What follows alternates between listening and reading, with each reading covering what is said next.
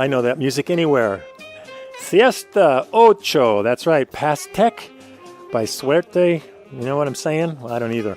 But I'm sure it means something good somewhere. And speaking of something good somewhere, you've made it to City Business News. We'll keep you up on the latest of what's happening at City Hall. We have Michael Halley joining us.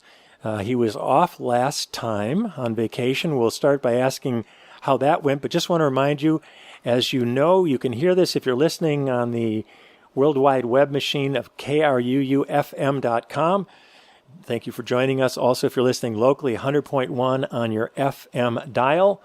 You can check this out after each City Council session, Tuesday, 12:30, which is lunchtime, Thursday, 6:30 p.m. dinner time, or the following Monday, breakfast time, 6:30 a.m. If you're watching this on FMC, we invite you to enjoy it in all its entirety at any time it's shown there, and it probably gets put up as an archivable thing as well, video. And I know there were somebody called last night at the station, there was a momentary lapse of some audio. No worries, we got our man Jason. They don't call him Jason Strong for nothing, you know what I'm talking about? Speaking of strong for something, we got Michael Halley. Looking beautiful here if you're watching on TV.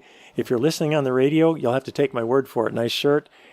Michael, how you doing? Good. Glad to be here as always. Yeah, you even get a word in finally, edgewise. How was your vacation? It was excellent. Family reunion back in Ohio. Fantastic. Had a great time. What did you do? Just the stuff that kids like to do. Went to the pool, went to a lake. I went to one of my sister's CrossFit gyms in Columbus. Worked out with her. We have a fountain in the middle of my hometown. We don't have a square, we have a circle. In the middle of the circle is a fountain. And on my last night there, my nephew, niece, daughter, and son and I soaped the fountain, which is kind of a tradition in the town. It's something we've never done. So cool. I think if we're going to go back next summer, we got to soap the fountain again. It's harmless fun. You just put bubble mixture in the fountain, gets all sudsy. It reminds me of an old Lucy episode where she put too much in the new washing machine, and it suds the whole place. Was it like that, or just splashy? It wasn't as sudsy as we'd hoped, but there's a portion. It takes a lot of yeah, it does. A lot of soap in a big fountain. But anyway, well, great. I'm glad you had a good time, and welcome back. So last night we've got some action from the City Hall. Yes. Before I start on this, I just want to make a correction. I said at our last interview, which I heard on the radio, I was talking about local option sales tax. I think I was using a figure about $400,000. Right. It's actually upwards of $800,000 oh, fantastic. Total per year. Gotcha. So that's the total pie. And just an update on that. Apparently, I also missed the city council meeting last time being out of town, but I was able to watch it on demand. There you go. On the Fairfield Media Center YouTube Well, you could have page. Listened to... Oh, wait, you couldn't. You weren't here. Yeah. And we didn't quite get a replacement. We're close, but not quite. Well, so I'll help out next time I'm out of town. No find worries. Somebody. So... apparently the council missed the deadline to put the local option sales tax vote in terms of changing the wording and how that's spent on the November ballot. So maybe we'll see it next spring. I'm not sure. It's Ways and Means Committee is kind of handling that, but it will not be on the November ballot. We missed that deadline by one meeting. If we had just had one meeting sooner, we could have made it. So that's kind of a little bit of a dead issue, but I did want to correct myself because I don't like being wrong, and I like to make sure everyone knows what's really going on. Well, that's why we say keeping up with the haps. Yep. All right, August 25th, regular city council meeting. It was a nice 2-hour-long plus meeting, very full. Lots of good stuff happening. Excellent. We heard from Patrick Callahan. He was the second search firm representative the council heard from. The rest of the council heard from another one. Again, it was great to be able to watch on FMC, on demand, just to see what I missed and hear the other gentleman's presentation from the last meeting. This gentleman seemed very knowledgeable. We have one more next meeting, and then the council will make a decision after that in terms of which search firm we're going to go with to find a new city administrator. So this is a search for search firms. We are in a search for search firms. Okay. Once we pick one, we'll be on a search for a new city administrator. Great. And the timeline is to have that person starting by January 1st, 2015. It is a long process, unfortunately. We also heard from Mr. David Neff. Yes. Yep. And Oops, I did that for real. I'm yeah. supposed to do it like. And Karing Haring from the Oktoberfest committee, just talking about Oktoberfest coming up first Friday in October. They will have the beer garden in the northwest quadrant of the square. You know what they say, Michael? Beer now. That's kind of a little bit of Ram Dass humor for those. I get it. Yeah. All right. And then also have carriage rides. And they're also going to make sure that they clean up after the horse. Apparently last year, some remnants were left in the street and somebody complained, but they're going to be on it this time and there will be no remnants. Well, they could have some crack dog. No, it's a different size. Yeah, different size. I mean, I thought if they could just scoop it and put it into the garden nodes as nutrients, but That's right. People probably wouldn't like that. All right. So those were our appearances. Well, if they were better trained, but that's another issue, isn't it? Yeah, right. Potty train them. Nah. Resolutions, action items, and ordinances. We had 2 tax abatements. One was for agri-industrial plastics, which is expanding. If you go out and you see this big metal building they're constructing. Right. That one was what you like to call a no-brainer. New construction obviously fits the criteria of our tax abatements. The next one, I just brought up a question just because I wanted to be a little bit clear on it. Our tax abatement for residential says that whatever the improvement has to add at least 10% value to the property. So this was a kitchen remodel and expansion, and it went way over budget. But my question for the property owner was, do you really feel this is going to add 10% value? And I talked to one of my fellow council members afterwards, Mr. Tony Hammis, who works in the construction. He says, well, we can't really make that call. That's really why we just pass these on to the assessor. The assessor, county assessor, takes the valuation of the improvements, and it would have to fit that criteria in order to be accepted. I just brought it up because I was curious as to where does the line get drawn? So if I put in some very minor improvements that maybe aren't really going to be even close to 10%, would it be even worth the council's time to take a look? So I suppose this one wasn't one of those. The kitchen remodel was serious enough, and I suppose I can only hope for the property owner that it does add over 10% value because he spent a lot of money on it. So we passed that one along. Gotcha. All right. Downtown facade, we had 2 action items there, 2 resolutions.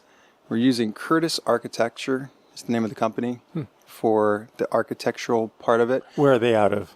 Do you know? If you don't, Can't remember. Yeah. But the gentleman was there, okay. And he's worked in Southeast Iowa before.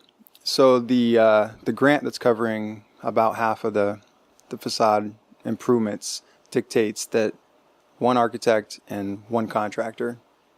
Maybe they're just trying to keep it all clean, kind of congruent. Mm-hmm.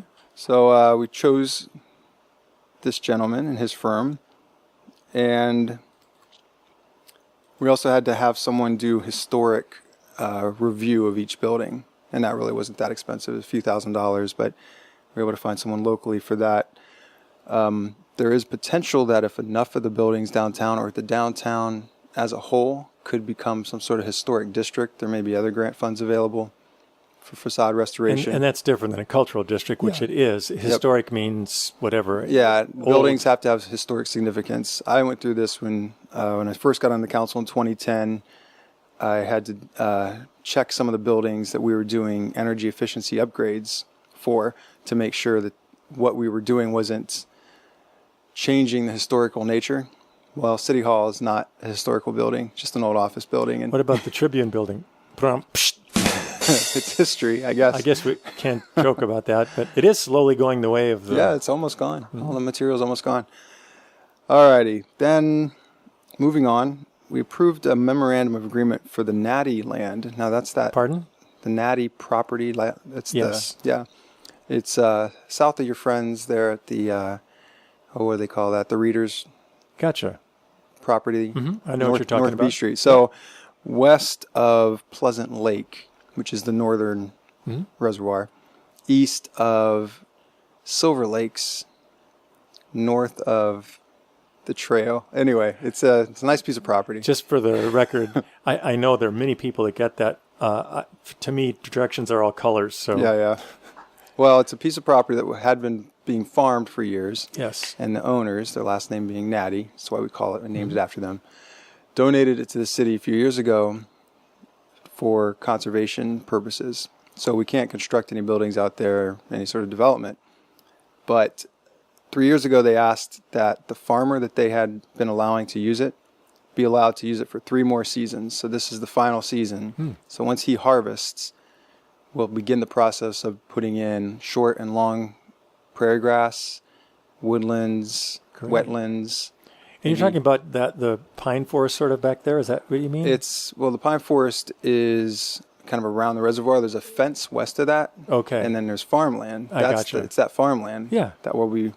And how far, all that land, or how much It goes all the way from the road that passes, I'm not sure what the name of that road is, but passes by the Reader's property, and then all the way to the trail on the south side. Wow. So it's a lot of acreage. It's a pretty big space. Very cool. Yeah. And Derek Wolfcool from the Parks and Rec Department and the local conservation board put together a plan for it that I posted on the City of Fairfield government Facebook page for anyone who's interested in keeping up on this stuff. And is that City of Fairfield government Facebook? It's that long? City of Fairfield government is the name of the page. Okay, City of Fairfield government Facebook. Yeah. And it's shows, I think it was also printed in the Fairfield Ledger, but it shows the plans for it. And, take the fence away and then add some trees to make it a more kind of natural tree line rather than a man-made tree line. There's an area that's already kind of a bowl shape that would be excellent for wetland plants.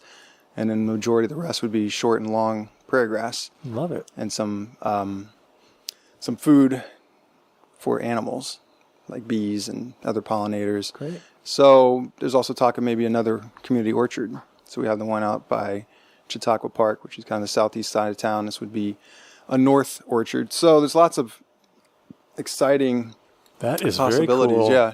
But one of the funding mechanisms is why we made this memorandum of understanding. The gentleman who's been farming it has to serve as the recipient of, my mind's going blank on the exact name, but it's conservation. It's a sponsored program, state-sponsored program for conservation where some farmland is set aside, not farmed. You can grow certain things on it, like hay, but you can't grow standard crops. Well, a portion along the west side will be used for that, and this gentleman has agreed to pass along what he gets funding-wise, a few $1,000s a year, maybe 5 to 7, to the Park and Rec Foundation to start this process of bringing this back into the wild prairie. Great. So we had to make that official, that memorandum of understanding with him. By the way, just so you know, you're listening to City Business. This is James Moore with Michael Halley, 4th Ward councilperson, also Fairfield Media Center in the house. Jason Strong just on the other side of the camera there. You can see him if you squint on the radio, but we appreciate them dropping by. He did the Ice Bucket Challenge. Actually, both these guys did. Jason's was much more epic. He had about 6 or 8 different people dumping cold water on him. He did. I hear he's going to the chiropractor but was a whole other issue. But yeah, we've seen some crazy ones. My good friend Mona Steck, some people just look better doing this than others, but it's been a great cause, raised a lot of money. Yeah, a great awareness of it. Yeah. But anyway, we are listening to City Business, and that's every Tuesday following City Council sessions, 12:30 p.m., and then Thursday, 6:30 p.m. the following, and Monday, 6:30 a.m. right here on solar-powered KRUU-FM. So back to City. All right. South 2nd Street, if you've driven from Burlington north a few blocks, you've noticed it's been torn up a bit so that the old brick is exposed. So that's going to get an overlay instead of a total street reconstruction. Apparently that old brick makes for a pretty good foundation. That's why it's still there, even though it's hundreds of years old. It looks nice, though. It does, doesn't it? It's kind of quaint, but it will be covered up before the end of this year.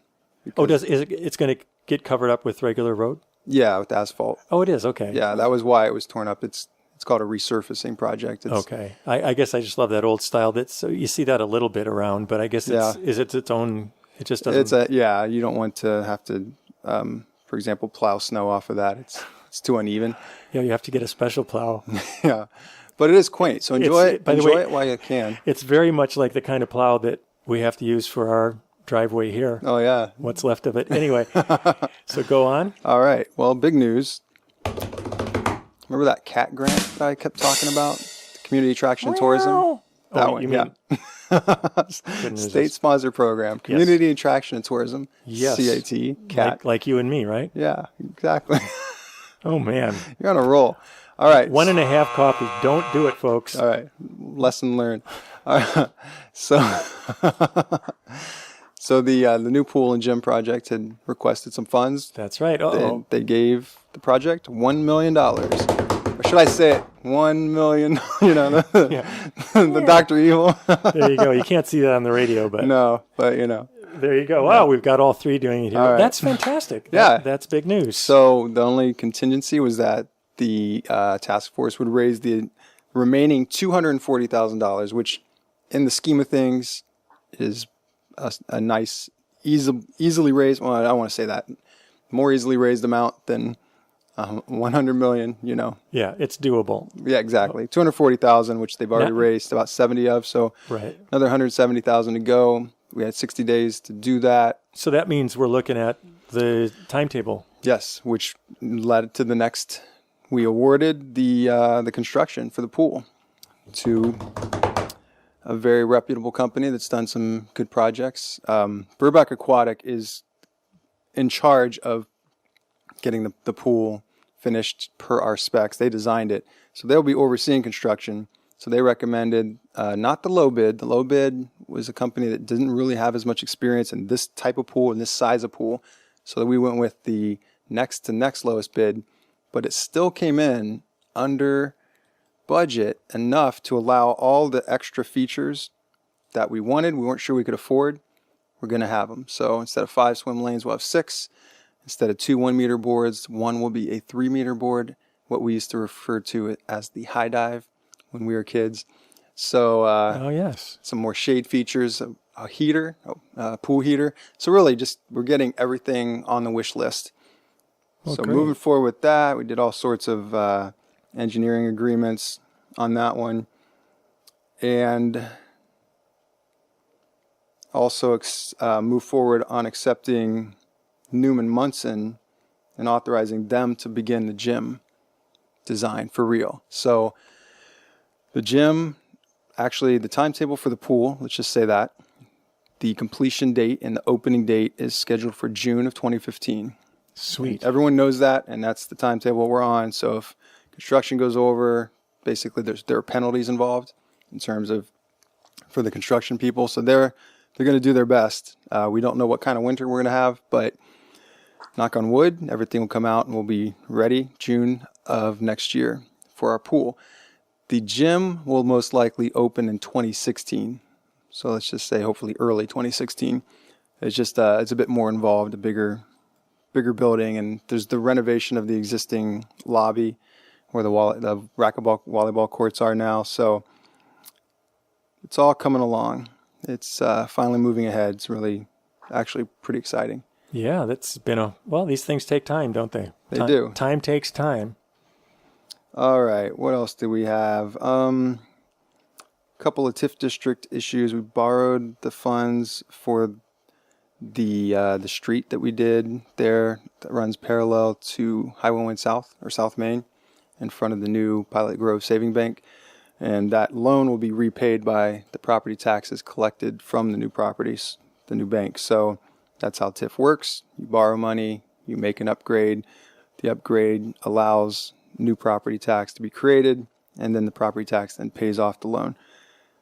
We also revised, second reading of 3 readings to revise the West Burlington TIF district, and that's just to include the property that the new gym will sit on. And every time we do an ordinance reading, there's a public hearing beforehand, and no one's chiming in and having any issue with it. So that'll most likely go to its 3rd and final reading at our next council meeting. The mayor gave a report. He just said that next month is Suicide Prevention Month, and is specifically a Suicide Prevention Week. So he made a proclamation. The city have to honor those, and apparently the stats in Jefferson County are, I don't want to use the word alarming, but higher than other places in the state in terms of suicide rate. So it's something that we as a community really need to make a concerted effort to put more attention on and make sure that anybody who is susceptible has the help they need and the support they need. So more on that, I guess, as it unfolds. I have talked to a woman who works in the mental health, I won't call it industry, but field here in Fairfield, who is putting together kind of a committee on mental health, and wanted to see if somebody from the council would sit in. I'd be happy to sit in. I told her to talk to the mayor. The mayor always approves and appoints those positions, but it is something that is very important. It needs to be, I mean, mental health is just like any other kind of health issue. If you remove the stigma and just deal with the situation, you can transform people's lives. So that kind of segues into the next topic. Just before, are you talking about Kathleen Casey? Oh, no, I was talking about Tracy Liptak. Oh, Tracy, okay. Yeah. Well, there's a group called Fairfield Cares that put together co-directors Rob Hubler and Kathleen Casey. I just spoke and did an interview with Dr. Scott Terry, who's spearheading this whole, and I'm great on the mayor and the city for recognizing this, working with Craig Pearson, and that'll be on Planet Earthwell, 2 o'clock this week, talking about possibly doing a Mental Health Matters regular show as well. Scott Terry from Chicago has worked in this field area for many, many years, and yeah, it's about double the number of suicides in this town. So it's something we're really delighted to see some movement on, and he's very balanced and clear-spoken, and you mentioned Tracy Liptak and others. It's really an important thing to look at, to be able to, as you say,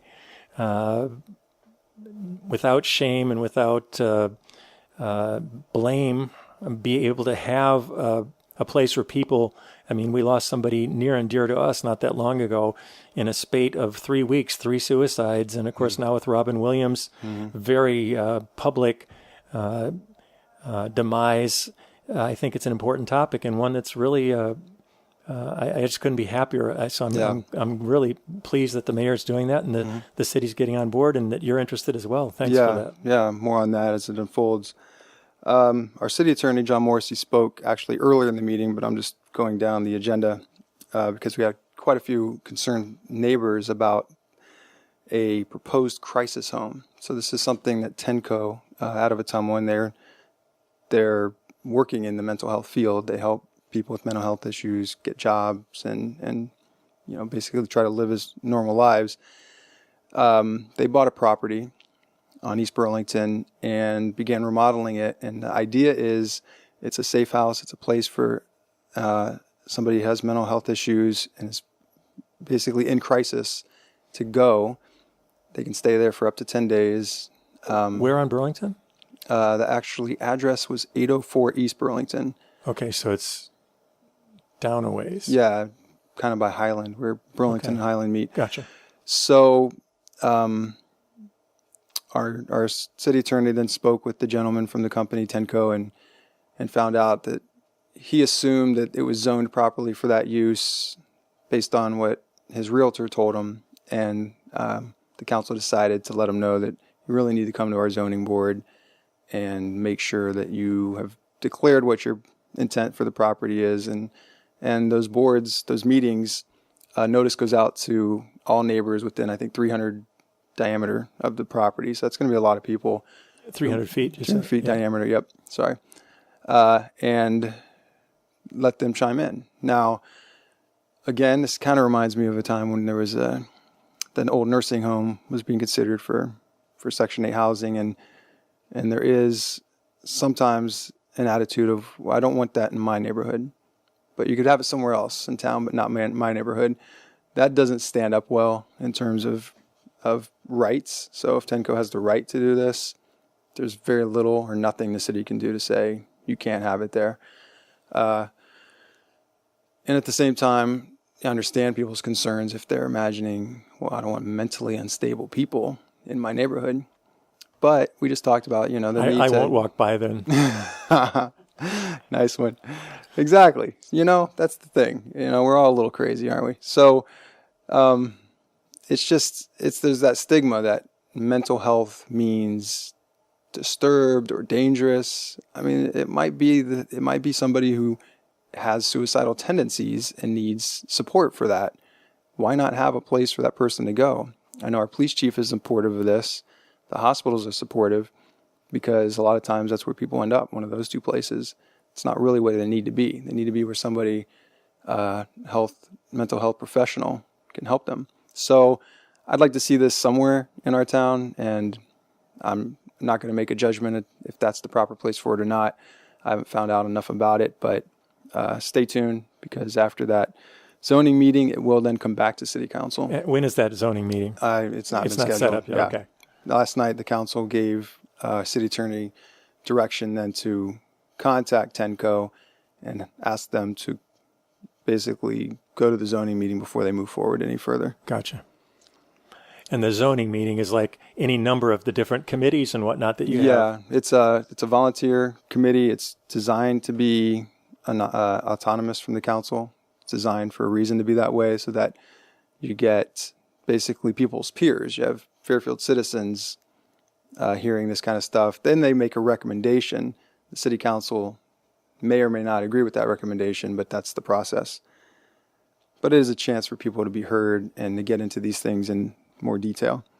We had a couple of committee reports, but you know what? There wasn't any action taken on any of them. So some projects. Oh, this is important. Okay. Trick or treat night. Oh, yes. Has been set. Dun, dun, dun, dun, dun. Thursday. Sorry, sound effects. That was great. That's your job. Well, that's sound effects for the radio. I'm giving Jason a lot of work this time. But I'm throwing him a bone. Thursday, October 30th, 5:30 p.m. to 8 p.m. Okay. So it's actually the night before Halloween, but Halloween's on a Friday. There's a home game. That's too much traffic. Gotcha. So that Thursday. So Thursday, 5:30 p.m. Do you hear that, kids? Yep. Get your costumes ready. Get your apples and your fruit and all your very special, I know, candy, right? Yep. I pretty much throw my health out the window around Halloween. It's so much good candy, so little time. It's true. He's got to have some. We also had a project update, but I don't know if I'll be able to open that or not. Okay. We have about 1 minute here. Oh, anyway, all sorts. Oh, here it is. Sanitary sewer projects are moving forward. There's a little bit some delay in terms of some land acquisition, but the majority, the big dogs, the big pieces should be out of the way soon, and then we can move forward. And apparently we're going to have about 800 of these little legal agreements for this. Some will be temporary just for construction easements. Others will be permanent easements. Basically, it means that if a city sewer line runs under your property, we will pay you a small amount in order to allow that you don't build anything over that, and that if we need to come in and dig it up, we can. So that's how it works. Well, I grew up in Wisconsin, and when I heard that they were paying farmers not to grow crops, I said, you know what? I could be a very wealthy man. Anyway. Two more. This is two good. more, quick. The skate park will start construction in September. Okay. And the 12th and Burlington upgrades will also be done in September. So it's a lot going on, and it's going to be a busy month in September. So just watch out for the construction people. Watch out for the construction people, and watch out for Siesta Ocho. That means we're out of time. Thank you, Jason. Thank you, Michael Halley, 4th Ward council person. And thank you, James Moore, for being yourself. Who said that? Keep it tuned right here to solar-powered KRUU-FM if you're wise or not.